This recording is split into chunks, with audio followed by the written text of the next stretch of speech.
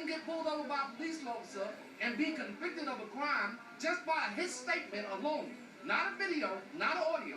Now here I have an audio and a video, and still no justice? There's a major problem. No justice. But I hope there be peace. But there's no justice. There's no justice here. Where's the justice at? Police officers and the protesters. You see the protesters crowded around police cars. There was a big skirmish just a short time ago, and you see there some people being arrested at the top of your screen and being placed in restraints. Why were you arrested? And the officers have been going up against chokehold case. Good evening, everyone. I'm Sabila Vargas. And I'm Chuck Scarborough. As you might imagine, it's been hours of frustration and mayhem tonight for drivers overrun by thousands of protesters, so many more than we even saw in Ferguson. And this is what it looked like in Times Square just moments ago. A mass of people converging with police trying to maintain control. And having more than a handful of troublemakers arrested. At least 28 people under arrest so far tonight. We have team coverage of what could be days of chaos to come. And we begin with Bryn Gingras live in Union Square. Bryn?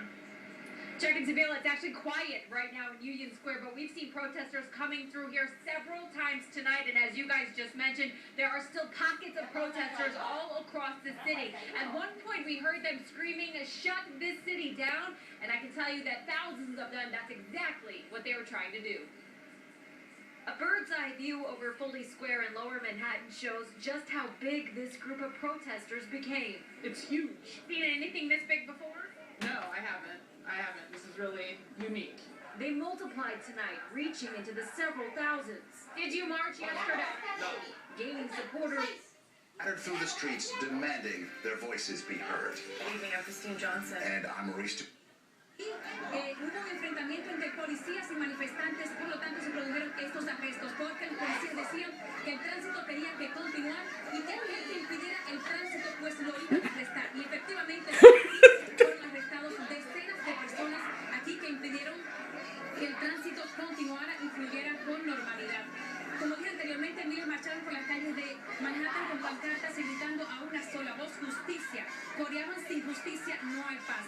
Esto luego de que se conociera la decisión del gran jurado de Staten Island que dejó sin cargos al oficial Daniel Pantaleo, acusado de ser el responsable de haberle aplicado una llave ilegal en el cuello al hombre afroamericano Garner de 43 años y quien muriera en el arresto. Las manifestaciones por el momento se tornaron un poco pacíficas, pero no tanto. Por ejemplo, un conductor que iba en un vehículo acompañado de una joven le rompieron el cristal trasero de su vehículo cuando el conductor se expresó en contra de la marcha. La policía tuvo que intervenir porque ahí se produjo un enfrentamiento entre el conductor y todos los manifestantes que en ese momento estaban pasando cuando él se manifestó en contra de esta protesta.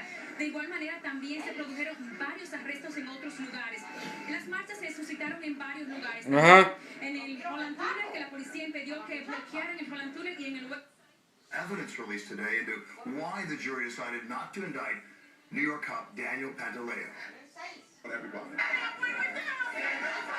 Soon, everybody, around 10,000 protesters, went on the move. They carried symbolic black caskets across the Brooklyn Bridge and shut it down to traffic, something almost never seen in this city. All lanes completely empty.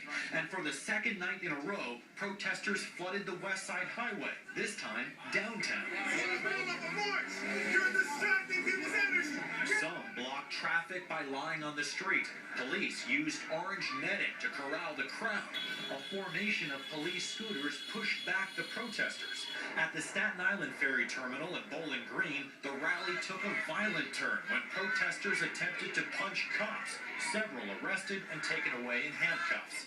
At the Barclays Center in Brooklyn, protesters laid down next to the black caskets they had carried across the bridge. Many say they're fed up with law enforcement and the justice system. This is what I have to teach my son. Not only get your education, but watch your back. Not from bullies, from police. But others are hopeful change will come. I think it's going to take a long time. A lot of pushing and shoving, numerous arrests, well over a dozen that we personally witnessed ourselves. So again, a very busy night, and of course, still going on in multiple areas of the city, trying to disrupt as much traffic as possible. Again, right now, we do have 7th Avenue. It looks like it's partially reopened here in the southbound direction, but again, they've been trying to cause as much problems as far as traffic goes, including the West Side Highway. That was a major problem spot. Right now, as far as highways go, and bridges and tunnels, the only thing that we have closed currently. Most importantly is for once the people sort of presume that these people would be arrested. I'm walking around the crowd, so I'm going to try to talk to her. They're getting their names so they can help them get out